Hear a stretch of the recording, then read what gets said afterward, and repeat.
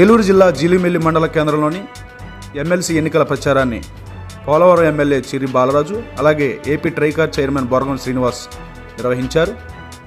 మండలంలోని ZP high school అలాగే ప్రభుత్వ జూనియర్ కళాశాలలో ఉపాధ్యాయులతో కలిసి ఎమ్మెల్సీ ఓటుపై అవగాహన కల్పించారు. అనంతరం బరింకలపాడులో ఉన్నటువంటి ఆంధ్రప్రదేశ్ గురుకుల గిరిజన పాఠశాలలో ఉపాధ్యాయులతో కలిసి పాంప్లెట్లను పంచి ఓటు వేసే విధానాన్ని తెలియజేశారు.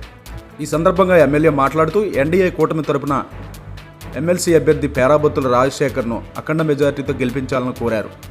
గత 30 ఏళ్లుగా రాజకీయ చరిత్ర కలిగినటువంటి పేరాబత్తుల రాజశేఖర్ విజయం పార్టీకి ఎంతైనా ముఖ్యమని చెప్పి అన్నారు.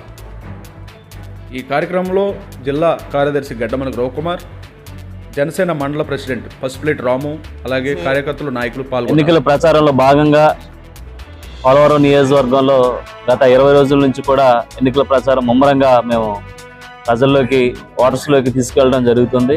ఈరోజు జీలిమిల్లి మండల కేంద్రంలో ఉన్నటువంటి హై స్కూళ్ళు అలాగే కాలేజీలు ఏపీఆర్ కాలేజీలో కూడా ఈరోజు ప్రచారం కొనసాగుతుంది. ఈ కార్యక్రమానికి ముఖ్య అతిథిగా విచ్చేసినటువంటి టీడీపీ అబ్జర్వర్గా పోలవరం నియోజకవర్గానికి విజయ్ కుమార్ గారి సారథ్యంలో అలాగే వెంకట నారాయణరావు గారి సారథ్యంలో అలాగే టీడీపీ ఇన్ఛార్జ్ బొరగం శ్రీను గారి సారథ్యంలో ఈరోజు ఇక్కడ ఓట్లు అర్జించడం జరుగుతుంది.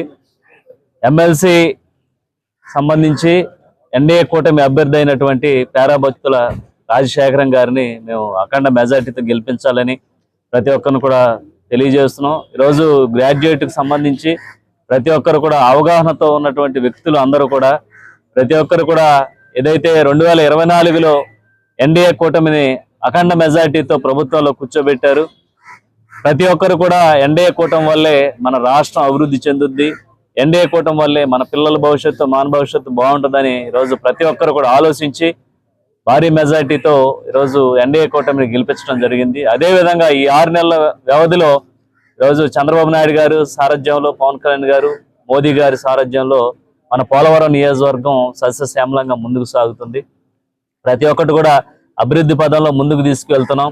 గత ప్రభుత్వాలు రాష్ట్రాన్ని మొత్తం కూడా అప్పులమయం చేసేస్తే ఈరోజు మన కనీసం జీతాలు ఇవ్వలేనటువంటి పరిస్థితుల్లో గత వైసీపీ పాలన ఉంటే ఈరోజు ఖచ్చితంగా 1వ తారీఖున ప్రతి ఉద్యోగస్తులకి ప్రతి ఒక్కరికి కూడా ఈరోజు జీతాలు ఇచ్చేటువంటి పరిస్థితులు ఈరోజు ఎన్డీఏ కూటమి ఉంది. ఇలాగే చెప్పుకుంటూ పోతే ఒక పక్కన సంక్షేమంతో పాటు అభివృద్ధి కూడా చేసుకుంటూ ముందుకు వెళ్తుంది ఎన్డీఏ కూటమి.